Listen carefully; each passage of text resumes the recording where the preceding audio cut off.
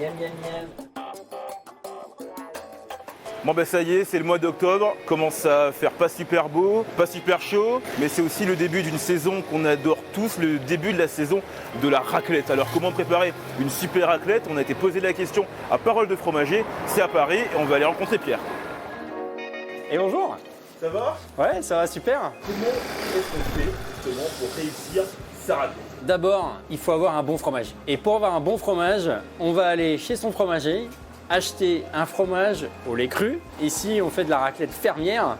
Et après, on peut varier les plaisirs en prenant des raclettes qui sont avec des arômes un petit peu différents pour agrémenter un peu la soirée. Alors, comme fromage au lait cru, je vous emmène. Allez. Alors, venez voir par là. Pour faire une bonne raclette, il faut normalement une raclette nature. Ici, on a de la raclette fermière nature. Ensuite, on a la raclette à l'ail des ours et c'est de la vraie raclette à l'ail des ours. Hein. C'est pas des arômes qu'on a rajoutés, c'est, vous voyez, l'ail des ours dans le fromage. De la raclette au foin, c'est un peu plus original. La raclette 5 baies et la raclette 3 poivres. De la raclette fumée, ça c'est devenu maintenant un incontournable. Et petite originalité, de la raclette de chèvre fermière.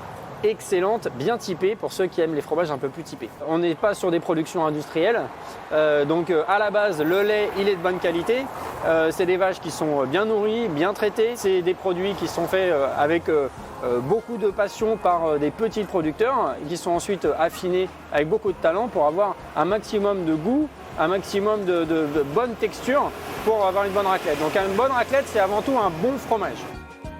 Je vais vous montrer où reposent les fromages. Alors regarde par là, parce que c'est là que ça se passe. La raclette fumée, alors celle-ci on essaye de les garder un petit peu emballées parce que elles ont tendance à un petit peu poisser. Mais voilà, on voit la couleur, fumée au bois de hêtre.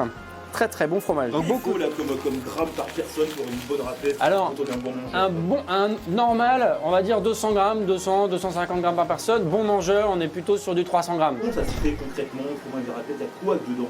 La particularité d'un fromage à raclette, c'est que en fait, on va enlever quand même une quantité assez importante d'eau du lait. On va avoir un fromage pressé. On va faire une technique particulière qui permet d'avoir un fromage qui fonde bien et qui garde une bonne texture. Ça s'appelle un délactosage. Et les petites charcuteries, bah viens, je vais te montrer. Charcuterie de cochon et charcuterie 100% bœuf. Ça, c'est un bon combo. Charcuterie de cochon, bon, on a le jambon blanc classique. On peut avoir du sang d'agnelé. Ça, c'est pas mal du tout. Jambon de Bayonne. On est toujours prêt à dégainer quelques petites tranches de jambon de Bayonne. D'autant qu'ici, on fait des sandwichs raclette jambon de Bayonne. On fait fondre le fromage, on le met sur le pain avec le jambon de Bayonne et puis on mange ça, c'est délicieux.